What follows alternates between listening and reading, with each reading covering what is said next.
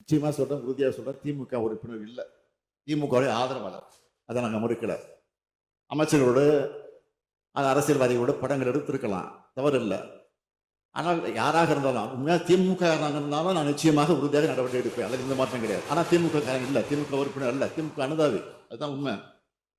எனவே எப்படி இருந்தாலும் கூட அந்த குற்றவாளியை நாங்கள் காப்பாற்றல, உடனடியாக கைது செஞ்சு சிறையில் அடைச்சிருக்கிறதோடு குண்டர் சட்டத்திலையும் போட்டிருக்கிறோம்.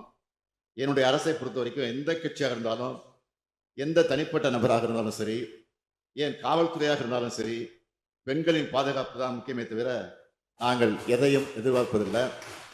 ஆகையால் எதிர்கட்சி நண்பர்களை நான் கேட்டுக்கொள்ள விரும்புவது, குற்ற செயல்கள் எதுவாக இருந்தாலும், குற்றவாளிகள் யாராக இருந்தாலும் நேர்மையா, நியாயமா, கடுமையா நடவடிக்கை எடுத்து வருகின்ற அரசை குறை சொல்லாம, பெண்களுடைய பாதுகாப்பு தங்களால் என்ற ஒத்துழைப்பை அனைவரும் அரசுக்கு வழங்கிட வேண்டும் என்று கேட்டு அமைகிறேன்.